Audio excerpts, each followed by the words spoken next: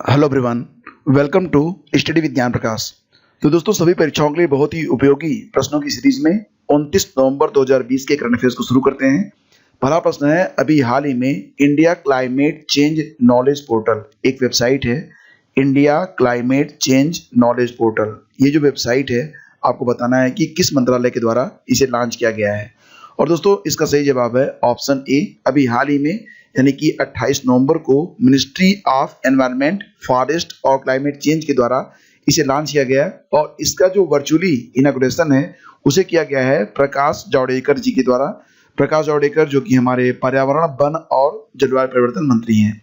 तो ये जो वेबसाइट है, इसके माध्यम से भारत में और पूरी दुनिया में जो भी उल्लेखनीय कार्य हो रहे हैं जलवायु परिवर्तन और पर्यावरण संरक्षण की दिशा में, उसके बारे में आपको सारी जानकारी प्रोवाइड की जाएगी।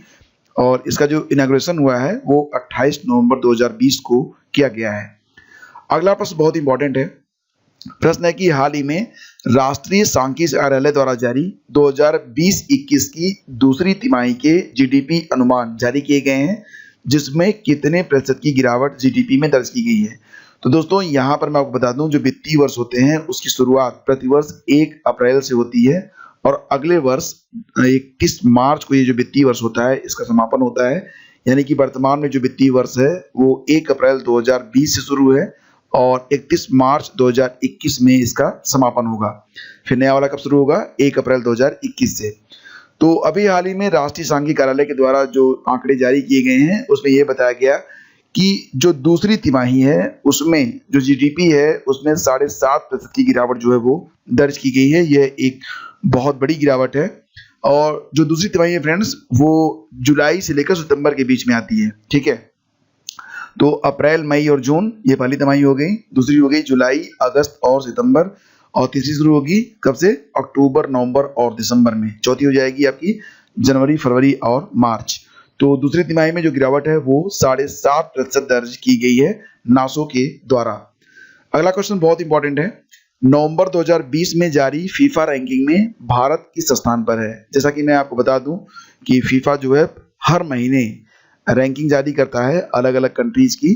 तो यहाँ पर जो नवंबर 2020 में रैंकिंग जारी हुई है उसमें जो भारत का स्थान है वो 104 हो गया है। हालांकि इसके पहले महीने में यानी कि अक्टूबर 2020 में जो रैंकिंग जारी की गई थी फीफा के द्वारा, उसमें भारत की जो स्थिति थी वो 108 थी। लेकिन अब नवंबर में जो रैंक जारी हुई है उसमें भारत की जो स्थिति है वो 104 है। तो ऑप्शन बी हमारा बिल्कुल सही है।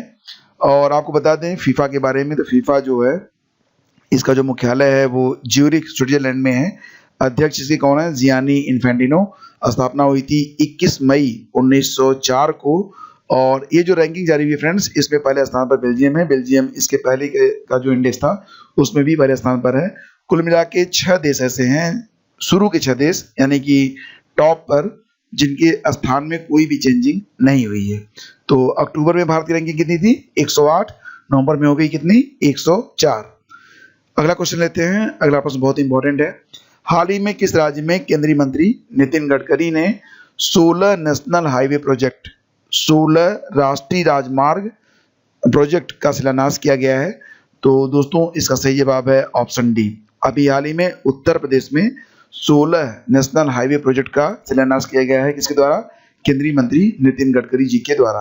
और आपको बता दें कि ये जो 16 नेशनल हाईवे बनेंगे इनकी कुल लंबाई होगी 505 किलोमीटर और इस पर जो अनुमानित लागत है वो 7,470 करोड़ रुपए आकी गई है। तो सही जवाब ऑप्शन डी है। अगला क्वेश्चन लेते हैं। एचडीएफसी बैंक ने हाल ही में किस बैंक के साथ एसएमईज और स्टार्टअप्स के लिए अनुबंध पर हस्ताक्षर किए हैं? तो एचडीएफसी बैंक और आईसीआईसीआई बैंक मिलकर जो है अब एसएमईज और स्टार्टअप्स के लिए काम करेंगे। तो एचडीएफसी बैंक ने आईसीआईसीआई बैंक पर एक अनुबंध है जिस पर हस्ताक्षर किए हैं। तो सही जवाब इसका ऑप्शन सी है। अगला क्वेश्चन लेते हैं, लेकिन उसके पहले आपको बता दें कि एचडीएफसी जो बैंक जो है इसके जो सीईओ हैं उनका नाम है आदित्य पुरी और हेडक्वार्टर इसका मुंबई में है। स्थापना हुई थी अगस्त 1994 में। आईसीआईसीआई बैंक के बारे में बात करें तो सीईओ हैं संदीप बख्शी, हेडक्वार्टर मुंबई में ही है और फाउंडेड हुआ ये 1994 में। यानी कि दोनों जो बैंक हैं दोनों की स्थापना हुई थी 1994 में ही। ठीक है, चलिए आगे बढ़ते हैं। अगला क्वेश्चन पहली बार किस नागरिक विमानन सेवा ने लेह के लिए मालवाहक विमान सेवा की शुरुआत की है? तो ये पहला जो है नागरिक विमानन सेवा बन गया है स्पाइस जेट। Option B. देखिए ये प्रश्न बहुत इंपॉर्टेंट है, इसको ध्यान से देखिएगा, बिल्कुल भी इसमें आपको गलती नहीं करनी है, क्योंकि आगे जो परीक्षाएं होने वाली हैं उसमें ये प्रश्न मुझे लगता है कि पूछा जा सकता है। तो दोस्तों यहाँ पर आपको बता दें कि स्पाइस जेट ने लेह को देश के बाकी हिस्सों से जोड़ने के लिए विमान सेवा यानी कि फाइटर और मालवाहक सेवा की शुरुआत की है। इसके द्वारा क्या होगा कि सब्जी, फल, दवा और अन्य जीवन के लिए जो उपयोगी सेवाएं हैं उसको अब बहुत ही तेज गति से लेह तक पहुंचाया जा सकेगा देश के बाकी हिस्सों से। तो स्पाइस जेट है इसका सही जवाब। अगला क्वेश्चन लेते हैं। Which city has become the most connected city in the world? यानी कि एक ऐसा शहर जो दुनिया में लगभग सभी एयरपोर्ट से जुड़ा हुआ है, उसको कहते हैं मोस्ट कनेक्टेड। तो ये जो शहर है वे है संघाई। संघाई जो है ये चीन का शहर है। हालांकि पहले जो मोस्ट कनेक्टेड सिटी में आता था वो लंदन था, इसके पहले क्या था? लंदन था, लेकिन वर्तमान में ये संघाई हो गया है चीन का शहर। इसके अलावा जो बाकी के 3 शहर हैं उसके बारे में भी आपको पता होना चाहिए। तो दोस्तों ये जो आंकड़ा जारी किया जाता है ये international air transport association, international air transport association यानी कि IATA के द्वारा जारी किया जाता है। इसकी स्थापना हुई थी 1945 में। हेडक्वार्टर इसका है मॉन्ट्रियल जो कि कनाडा में स्थित है। और संघाई जो है दुनिया का सबसे संबद्ध एयरपोर्ट है। और अन्य 3 शहरों में चेंगडू आता है, बीजिंग और ग्वांझाऊ है। और बाकी के जो 3 शहर हैं ये भी चीन के ही शहर हैं, यानी कि चीन के 4 शहर हैं जो दुनिया के मोस्ट कनेक्टेड सिटीज में आते हैं। ठीक है, इसके पहले ये जो मतलब उपाधि थी वो लंदन को दी जाती थी। लंदन को दुनिया का सबसे कनेक्टेड शहर माना जाता था। अगला प्रश्न लेते हैं। अगला प्रश्न है हाल ही में किसने हनी फार्मर प्रोड्यूसर ऑर्गेनाइजेशन? दोस्तों यहाँ पर मैं आपको एक बात बता दूं कि ये जो हनी FAO होता है, कभी कभी आपसे सवाल ये भी पूछा जा सकता है कि हनी FAO का फुल फॉर्म क्या है। तो देखिए FAO का मतलब हो जाएगा फार्मर प्रोड्यूसर ऑर्गेनाइजेशन। इसी के साथ एक क्वेश्चन और भी बन सकता है कि हनी FAO की शुरुआत जो है वो कितने राज्यों में की गई है? तो इसका जवाब है कुल मिला के 5 राज्यों में हनी FAO की शुरुआत की गई है, जिसमें किसानों को मदद दी जाएगी शहद उत्पादन में, यानी कि जो किसान मधुमक्खी पालन करते हैं उनको जो है हेल्प पहुंचाई जाएगी। तो यहाँ पर प्रश्न ये है कि हाल ही में हनी फार्मर प्रोड्यूसर ऑर्गेनाइजेशन यानी कि हनी FAO प्रोग्राम का वर्चुअल इनॉग्रेशन यानी कि ऑनलाइन जो इसका उद्घाटन है वो किसके द्वारा किया गया है? तो ये किया गया है नरेंद्र सिंह तोमर के द्वारा। ऑप्शन सी हमारा बिल्कुल करेक्ट है। आपको याद दिला दें कि नरेंद्र सिंह तोमर जी ये कृषि और किसान कल्याण मंत्री हैं जिन्होंने हनी FAO का उद्घाटन किया है। तो जो 5 राज्य हैं उसके बारे में भी जान लीजिए। ये मध्य प्रदेश है, मध्य प्रदेश में मुरैना में, राजस्थान में भरतपुर, बिहार में पूर्वी चंपारण, पश्चिम बंगाल में सुंदरबन और उत्तर प्रदेश में मथुरा में हनी FPO जो है वो खोले जाएंगे, हनी FPO।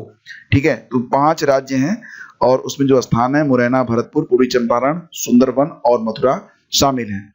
अगला प्रश्न लेते हैं। कोयले से बिजली उत्पन्न करने वाला दुनिया का पहला अरब देश कौन सा बन गया है? मोस्ट इंपॉर्टेंट क्वेश्चन, और इसका सही जवाब है UAE, संयुक्त अरब अमीरात जो है ये कोयले से बिजली उत्पन्न करने वाला दुनिया का पहला देश बन गया है। आपको याद दिला दें कि संयुक्त अरब अमीरात हाल ही में कोयले से बिजली बनाने वाला पहला और संभवतः अंतिम अरब देश बन गया है। कोयला संयंत्र हास्यान नाम दिया गया है इसको 3.4 बिलियन अमेरिकी डॉलर में दुबई में स्थापित किया जाना है। प्लांट की जो क्षमता है वो 600 मेगावाट की होगी। इसे बढ़ाया जाएगा 2023 तक। संयंत्र की क्षमता जो है 2400 मेगावाट तक बढ़ाई जानी है। तो संयुक्त अरब अमीरात पहला जो है अरब कंट्री है जो कि कोयले से बिजली बनाएगा। अब बाकी के जो प्रश्न है उसको हम वन लाइनर के रूप में देख लेते हैं क्योंकि प्रश्न बहुत इंपॉर्टेंट फ्रेंड्स। तो देखिए, किस बिल के विरोध में किसानों ने दिल्ली चलो आंदोलन को शुरू किया है?